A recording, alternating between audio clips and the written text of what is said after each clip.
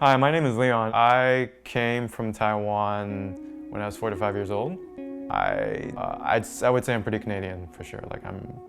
I don't feel much of a connection to Taiwan at all, even though I do work in a bubble tea shop, and bubble tea was invented in Taiwan, actually in my hometown in Taichung. So bubble tea kind of is, so Mandarin it's called 泡沫红茶. It's originally just like Ceylon red tea, shaken up cold with like ice cubes and kind of like a martini shaker. Yeah, work is a great place. I do feel like I belong there. My boss does a good job of like nurturing like a friendly atmosphere.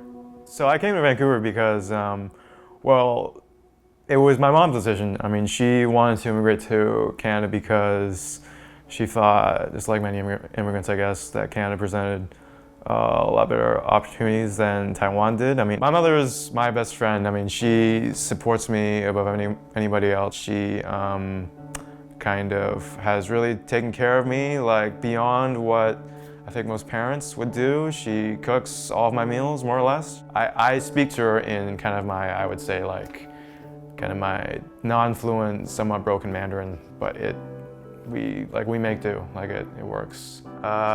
我们可以现在做，你要现在做吗? And she supports me emotionally. Starting out, even when she didn't really know what to do, and then now just like having learned so much, kind of means a lot to me just to communicate with her. My relations with my maternal family, they definitely have conflict with my paternal family, and that has led to my depression.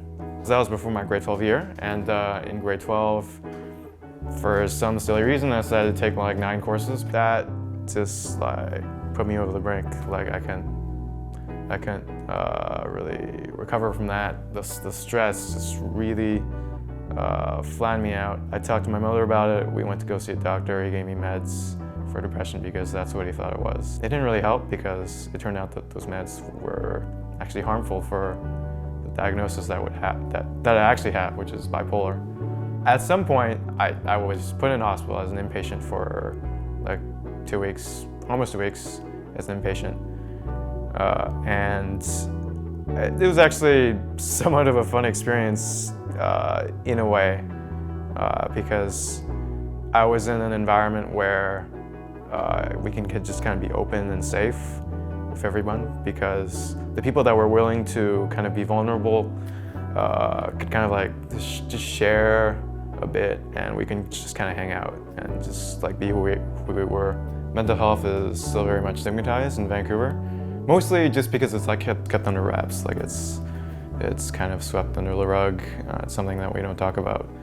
Vancouver just feels like a place where people just want to get to whatever small, fun, casual event that they want to do. And they have a specific core group of people that they want to hang out with, and that's it. Sometimes it just doesn't feel like there's more of an open atmosphere of like people being friendlier and looking less dour. And like in the building I'm in right now, I mean, we all say hi to each other like in the elevator, but I don't know anyone's name. Maybe I should ask, but I just kind of bothered. I stopped asking after like the first few people after the day I moved in. People just don't want to make that connection. I have slowly recovered, just kind of taking one step at a time.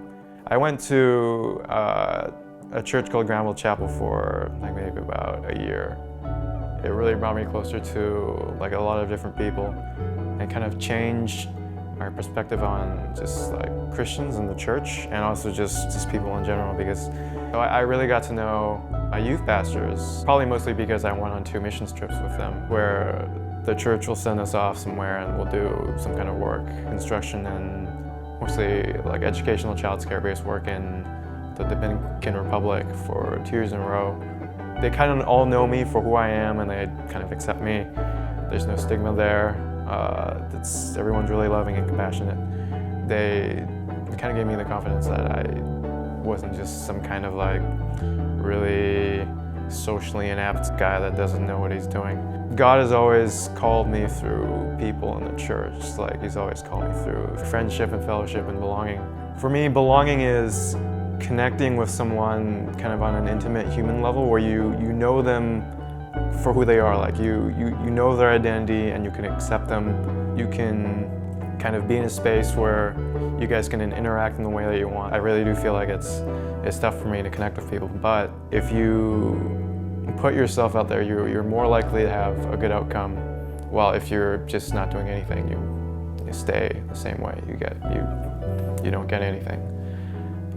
I just feel like the biggest thing to do is to not be afraid to like step out into a situation you think, might embarrass you or might be something awkward or bad, because who knows, you might make that connection that will keep you going or sustain you, or just like give you some progress on whatever kind of goal you have.